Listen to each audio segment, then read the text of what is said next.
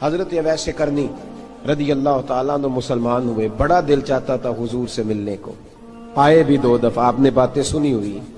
اماں بوڑھی تھی، ایک ادھر دیکھو میری طرف، اماں بوڑھی ہو اور ماں حکم دے دے کہ نبی پاک کے پاس نہیں جانا، ذرا سننا، تو حضرت اویس کرنی، یہ داتا گنج بخش علی اجویری نے لکھا ہے، یہ امام شورانی نے لکھا ہے، یہ تمام ان پہ سیرت نگاروں نے لکھا ہے، کہا بیٹے میں کمزور ہوں، مجھے چھوڑ کے نہ جانا، چھوڑ کے نہ جانا۔ ایک دن بڑی منت کی، رو پڑے، اماں نے کہا بیٹا جانا، لیکن اگر حضور گھر نہ ہوئے تو تلاش نہ کرنا، میں فالج زدہ عورت ہوں، اٹھ کے چل نہیں سکتی۔ او بھائی، حضرت اویس کہتے میں نے دروازے پہ دستک دی، یہ امام شورانی کے جملے، سیدہ عائشہ صدیقہ اندر سے بولی کون ہے دروازے پہ؟ کیا لفظ ہیں، کیا انداز ہے۔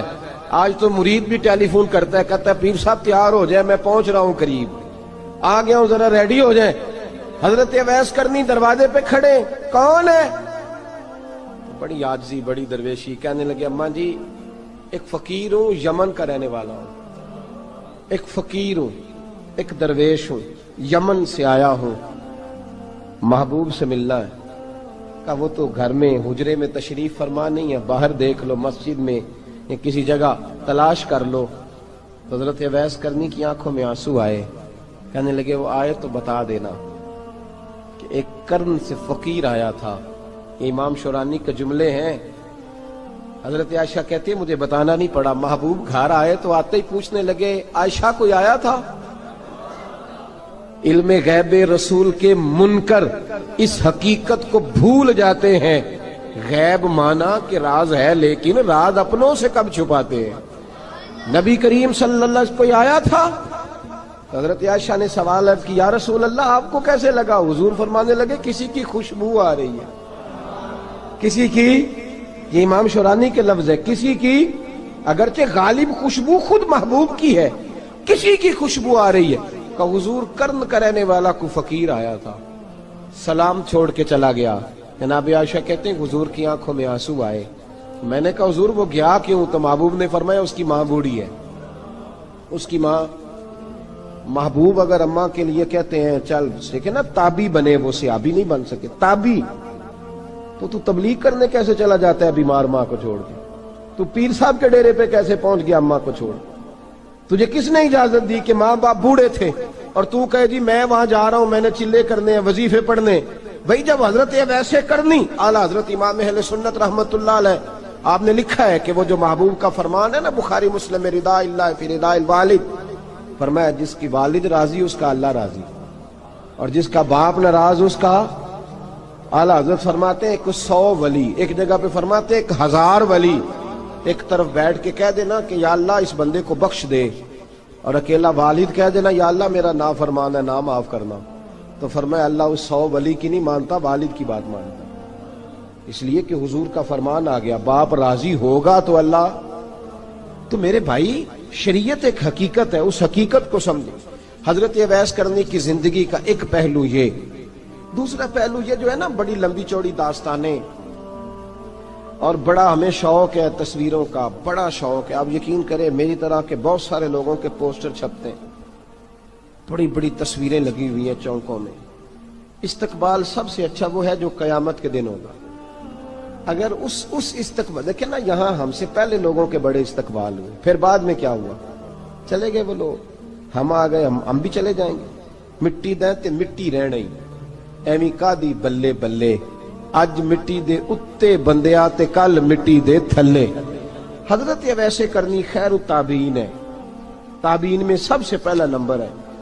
آپ کی سب سے بڑی فضیلت یہ ہے کہ آپ نا، یہ ہم نہ بتاتے بڑا ہیں، گزرتے گزرتے بتا دیتے ہیں کہ میں تہجد گزار بھی ہوں، گزرتے گزرتے بتا دیتے ہیں کہ مسجد کی جو ٹائلیں ہیں نا وہ میں نے لگوائی ہیں، بس کوئی بندہ مل جائے صحیح جس کو ہم کرامتیں سنا سکیں۔ میرے جیسے مولوی صاحب بھی بتاتے ہیں، کہتے ہیں جب میرے جیسے اچھے لوگوں کی، وہ بھی بتاتے ہیں جب میں مسجد میں آیا تھا تو 30 بچے تھے، اب پورے 80 ہیں، وہی بتاتے ہیں 150 صف ہوتی تھی نمازیوں کی، اب بھئی چھوڑو، اگر بچے پڑھاؤ گے تو اللہ راضی ہوگا، کو بتانے کی بات ہے، وہ ذکر کرنے کی بات ہے، یہ اللہ رسول کا راز ہے، اس کا ذکر نہیں کیا جاتا۔ خواجہ اویس کرنی رضی اللہ تعالیٰ اپنے آپ کو چھپا کے رکھا ساری زندگی، ساری زندگی اماں جب انتقال کر گئی نا خواجہ ویسے کرنی کی، والد پہلے جا چکے تھے، والدہ انتقال کر گئی تو کسی ایک جگہ ٹھکانہ نہیں رکھا حضرت ویسے کرنی۔ میری باتوں کی سمجھ آ رہی ہے آپ حضرات؟ کیوں بھلا یہ کئی دفعہ جو نعرے شارے ہوتے ہیں یہ بڑی خرابی کر جاتے ہیں، اصل کام رہ جاتا ہے۔ دست بوسی کرنے والے کئی دفعہ اتنا دور لے جاتے ہیں کہ انسان کے اپنے وظائف پیچھے رہ جاتے ہیں، کئی دفعہ مشکلات ہوتی ہیں۔ اس لیے صوفیاء میں ایک ملامتی گروہ ہے، ملامتی، داتا صاحب نے اس کو لکھا ہے اور اس کا تذکرہ قرآن نے کیا، یجاہدون فی سبیل اللہ ولا یخافون لومۃ لائم۔ فرمایا اللہ کے کچھ بندے ایسے ہیں جو اللہ کے راستے میں جہاد کرتے ہیں اور جب لوگ انہیں برا کہتے ہیں تو اس کی پرواہ نہیں کرتے۔ ملامتی گروہ جو کہتے ہیں کہ لوگ اگر تھوڑا سا ہم سے الرجی کریں گے تو ہو سکتا ہے، دیکھیں نا جب آپ کو کوئی برا کہتا ہے تو نفس دبتا ہے، کہتا ہے تو کچھ بھی نہیں۔ حضرت بایزید بسطامی سلطان العارفین رحمت اللہ تعالی علیہ فرماتے ہیں رمضان شریف کا مہینہ تھا تو میں گزر رہا تھا بستام کے بازار سے،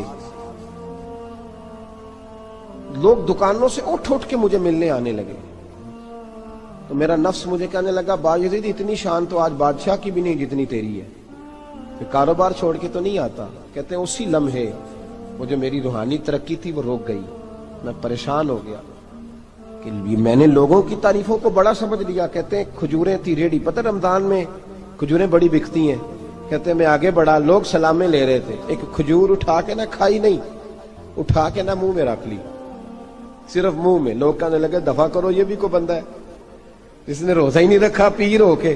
کہتے لوگوں نے ملامت کی تو میرا نفس کچلا گیا۔ جب کوئی آپ کو برا کہتا ہے نا، پھر جو سجدے میں رونے کا مزہ آتا ہے وہ تعریف کے وقت سجدہ ہوتا ہے کبھی؟ اقبال کہنے لگے نہ بچا بچا کے تو رکھ اسے، تیرا آئینہ ہے وہ آئینہ، یہ شکستہ ہو تو عزیز تر ہے نگاہ آئینہ ساز میں۔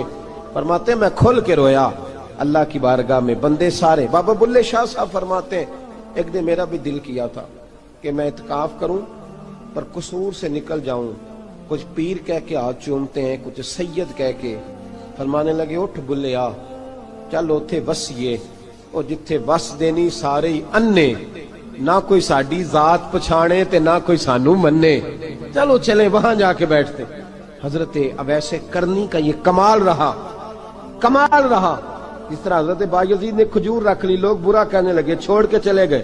فرماتے ہیں جو مزہ اس دن سجدوں میں آیا نا، تھوڑا آگے جا کے میں نے کھجور باہر نکال دی، روزہ بھی نہیں ٹوٹا۔ میرا خادم کہنے لگا حضور یہ کیا کیا؟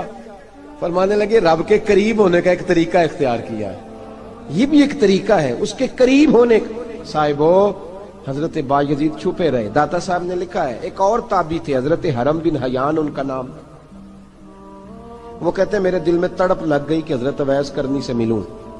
میں یمن آیا ملنے، جب ان کی والدہ کا انتقال ہوا تو ایک جگہ رہتے نہیں تھے، کبھی یمن، کبھی کوفے، کبھی کہیں۔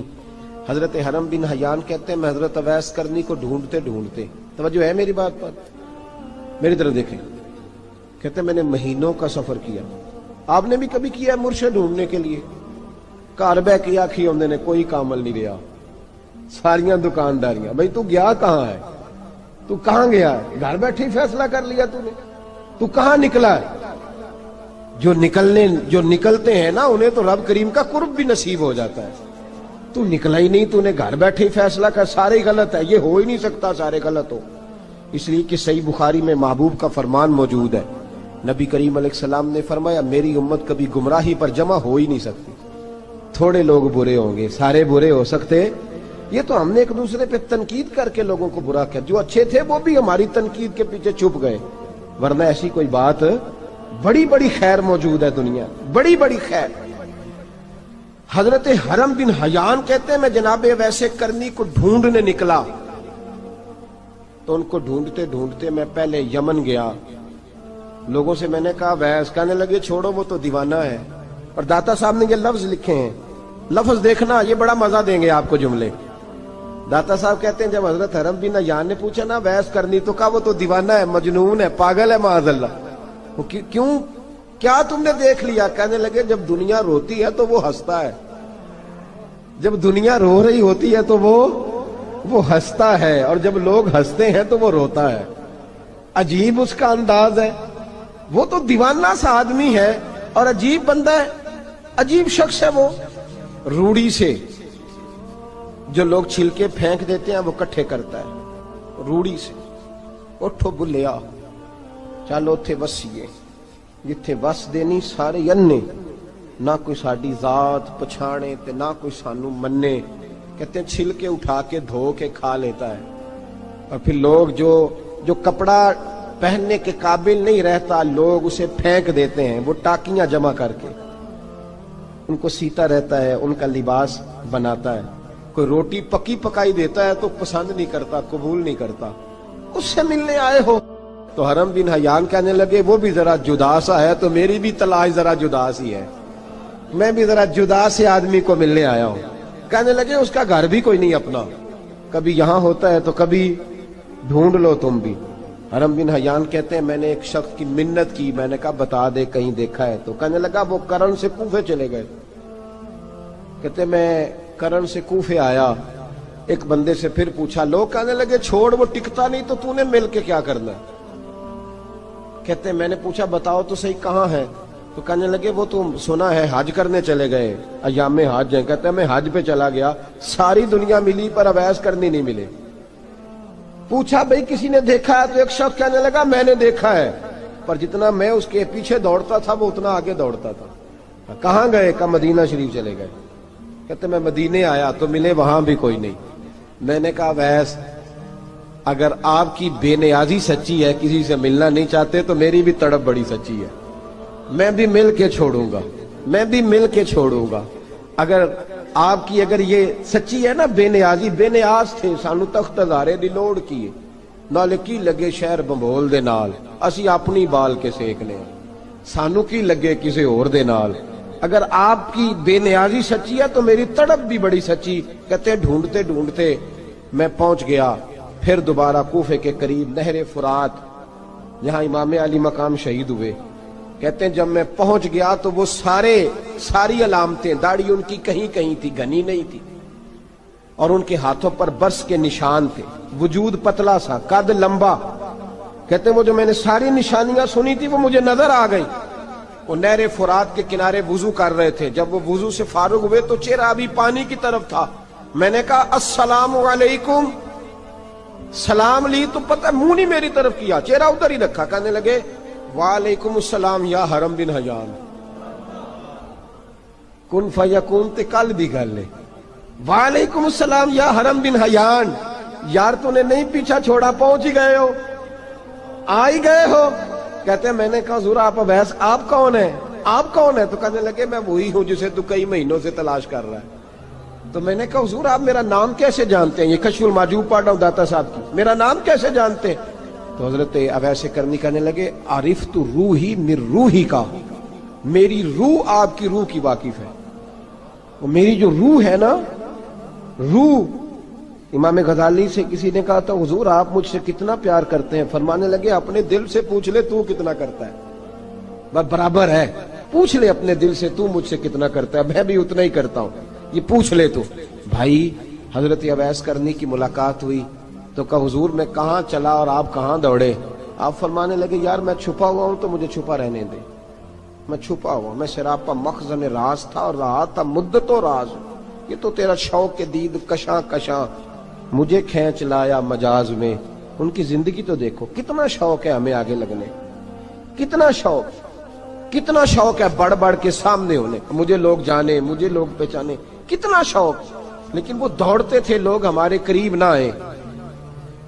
حضرت حرم بن حیان کہتے ہیں میں چند گھڑیاں رکا تو مجھے کہنے لگے جا یار تو کوئی کام کر اور مجھے بھی اپنا کام کرنے دے. تو میں نے کہا حضور آپ کیا کریں گے؟ فرمانے لگے گناہ بڑے لمبے ہیں، ذرا معافیاں مانگوں گا اپنے رب سے، میں اس کی بارگاہ میں استغفار کروں گا، مجھے ذرا ریت پہ سجدے کرنے دے، تو جا، مجھے شوق نہیں، تو چلا جا. حضرت حرم بن حیان کہتے ہیں میں نے کہا حضور میرے لیے دعا کر دیں. جناب اویس کرنی نے ہاتھ اٹھائے، کہنے لگے یا اللہ میری اور اس کی ملاقات جنت میں کرا دینا، میری اور اس کی ملاقات جنت میں کرا دینا. یعنی یہ بھی کہہ دیا کہ اب دنیا میں دوبارہ ملاقات نہیں ہوگی. کہتے ہیں میں یہ بولنے ہی لگا تھا، کہنے ہی لگا تھا کہ حضور یہاں نہیں ہوگی، تو کہنے لگے چپ کر، جب جنت کی بات جو کر دی ہے ہو گئی بات، اب اتنی دور تک تجھے کہہ دیا تو اب تو یہاں پھر دعا کی بات حضرت اویس کرنی. خیر تب ایک اور بات، پیار صرف سامنے رہ کے نہیں ہوتا، بن دیکھا پیار بھی بڑا شاندار ہوتا، بڑا شاندار، بڑا ہی شاندار ہوتا ہے. میرے محبوب نے اس کو بیان کیا. حبیب پاک سید عالم میرے حبیب رحمت علیہ السلام فرمانے لگے اپنے صحابہ سے، تم نے مجھے دیکھ کے کلمہ پڑھا، تمہیں ایک مبارک، اور جو بن دیکھے میرے نام پر جانے دیتے ہیں انہیں 7 بار مبارکباد. حضرت اویس کا یار دیکھیں نا، ایک معنی میں حضور نے یہ بھی بیان کیا، ابو داؤد میں موجود ہے. محبوب فرمانے لگے صحابہ سے، بتاؤ کامل ایمان کس کا ہے؟ کہ یا رسول اللہ نبیوں کا. فرمایا ان پر تو وہی آتی ہے. یہ ایک معنی میں ہے، ورنہ کامل ایمان انہی کا ہے. فرمایا بتاؤ کامل ایمان کس کا؟ کہ یا رسول اللہ صحابہ کا، ہمارا. نبی پاک نے فرمایا تم نے تو درختوں کو سجدے کرتے دیکھا ہے، ڈوبے ہوئے سورج کو واپس آتے دیکھا ہے، چاند ٹوٹتے دیکھا ہے. کہ حضور پھر فرشتوں کا؟ فرمایا وہ تو اللہ کے عرش کے پاس رہتے ہیں. کہ یا رسول اللہ ہماری پھر بس ہو گئی، آپ بتا دیں کامل ایمان کس کا ہے. تو محبوب نے فرمایا کامل ایمان ان کا ہے جنہوں نے مجھے دیکھا نہیں ہوگا، جنہوں نے مجھے دیکھا نہیں ہوگا. اور لفظ ہیں حدیث کے، دیکھا نہیں ہوگا پر ان کی خواہش ہوگی اگر ایک دفعہ جلوہ نظر آئے تو وہ ہر چیز قربان کرنے کو تیار ہے. ان کی یہ خواہش ہو. حضرت اویس کرنی نے ہمیں بتایا کہ جو بن دیکھا پیار ہے نا، بن دیکھا، جس نے دیکھا نہیں پر اس کی یاد میں تڑپتا، دیکھا نہیں پر اس کی مالا جپتا. حضرت ابو ذر غفاری نے پوچھا تھا، ترغیب و ترہیب میں حدیث ہے، یا رسول اللہ صلی اللہ علیہ وسلم کچھ لوگوں سے ہم محبت کرتے ہیں پر ہم ان سے ملے نہیں، ہمارے عمل بھی ان جیسے نہیں، حضور اس محبت کے عوض کچھ ملے گا؟ تو محبوب نے فرمایا اللہ محبت کرنے والوں کو جنت میں جمع فرما دے گا، اللہ جمع کر دے گا. لیکن کبھی کبھی نا انہیں اعزاز دینا پڑتا ہے. یہ رب رسول کا اپنا ایک انداز کرم ہے، مجبوری نہیں کسی بات کی، لیکن انداز کرم ہے. ان لوگوں کو شانیں دی جاتی ہیں دنیا میں تاکہ کوئی یہ نہ سمجھ لے کہ دنیا میں ان کا اعزاز کوئی نہیں. انہیں بڑے بڑے رتبے ملتے ہیں، انہیں نوازا جاتا ہے. حضرت اویس چھپے رہے، آئے نہیں، لیکن محبوب نے انہیں ظاہر کرنا پسند فرمایا. نبی پاک نے ظاہر کرنا، تو اگر محبوب ہی ظاہر کرنا پسند کرے پھر ہو جانا چاہیے. پھر ظاہر اگر وہ پسند کرے تو پھر ظاہر جیم جان دا کچھ وسا نہیں ہوں، جان یار نو دے تے شاد ہو جا، اس سے دل دے ہیں فساد سارے، دل دلبر نو دے تے آزاد ہو جا. جو رکھے آباد تے رو وس دا تے جدوں کرے برباد برباد ہو جا. جو رکھے آباد تے رو وس دا تے جے کر کرے برباد برباد ہو جا. بلکہ میں کہا کرتا ہوں وزن نہ بھی بنے تو شعر یوں ہونا چاہیے، جے کر کرے برباد تے چپ کر کے برباد ہو جا، شور نہ کر، خاموشی سے ہو جا. حضور نے ظاہر کرنا پسند کیا تو خود نبی کریم علیہ السلام نے بلایا. توجہ ہے میرے بھائیوں، بس بات سمیٹ رہا ہوں، مضمون مکمل ہو گیا. اللہ کے حبیب تو دور رہ کے پیار کر، تحفے تیرے گھر خود پہنچ جائیں گے. شرط یہ ہے کہ تو پیار کر اور فرما برداری کر. نبی رحمت صلی اللہ تعالی علیہ وسلم نے مولا علی شیر خدا اور حضرت عمر فاروق، بندے بھی حضور نے وہ چنے جو سرخیل ہیں دونوں، مولا علی فاروق اعظم امیر المومنین، دونوں کو بلایا اور بلا کے فرمایا یہ میرا جبہ لے جاؤ اور میرے بعد، میرے وصال کے بعد وہاں جانا کرن میں تمہیں اویس ملے گا، اسے میرا جبہ دینا. اور دیکھو کیا خوبصورتی ہے لفظوں میں. یہ بات ان کی شان کو کہاں سے کہاں لے گئی. محبوب فرمانے لگے اسے کہنا میری امت کی بخشش کی دعا کرے، اسے کہنا میری امت کی بخشش کی. حضرت علی المرتضیٰ کا رتبہ بھی ان سے زیادہ ہے، جناب عمر کا رتبہ بھی. اس کا مطلب ہے بڑا بھی چھوٹے سے کبھی کبھی دعا کے لیے کہہ سکتا ہے کہ یار میرے لیے دعا کر دینا. نبی کریم علیہ السلام نے جبہ دیا، جبہ دے کے بھیجا. حضرت عمر گئے ملنے، جناب مولا علی گئے، جا کے پوچھا وہ کدھر ہے؟ کہا وہ دیوانے سے ہیں، گھومتے رہتے ہیں. جب ملاقات ہوئی تو حضرت اویس کرنی دوڑے آئے. جناب عمر کہنے لگے آپ کا نام اویس ہے؟ کہنے لگے ہاں عمر فاروق میرا نام اویس ہی ہے. پھر آگے بڑھ کے کہنے لگے علی آپ کی طبیعت مبارک کیسی ہے؟ پھر وہ جبہ وصول کیا. کہا محبوب نے کہا تھا امت کے لیے دعا کرنا. تو حضرت اویس نے فوراً سر سجدے میں رکھ دیا. اور داتا صاحب حدیث لائے ہیں महबूब फरमाने लगे, अल्लाह ताला बनु कल्ब के कबीले की बकरियों के बालों की तादाद के मुताबिक अवैसे करनी की दुआ की बरकत से मेरी उम्मत को जन्नत में दाखिल करेगा। इतना बड़ा एजाज, इतना बड़ा एजाज। हजरत अवैसे करनी रदी अल्लाह ताला उन्होंने दुआ की, फिर वापस लौटे। ये तो दाता साहब की बात है। अब अगले जुमले हजरत मुहद्दिस भावलपुरी ने एक जिक्र अवैस नाम की किताब लिखी है। हजरत अल्लामा फैज अहमद साहब अवैसी रहमतुल्लाह अलैह, उन्होंने लिखा है कि हजरत उमर फारूक और मौला अली जब मिल रहे थे ना, तो एक तीसरे शख्स ने कहा कि अवैस उनकी जियारत कर लो जिन्होंने हुजूर की जियारत की, उनकी जियारत कर लो। चलो आप हुजूर की जियारत नहीं कर सके तो जियारत कर लो। तो हजरत अवैसे करनी उठ के करीब गए तो जनाब अली मुर्तजा और जनाब उमर से कहने लगे, हुजूर की दाढ़ी मुबारक में कितने बाल सफेद थे? जियारत तो नहीं की, दाढ़ी में कितने बाल?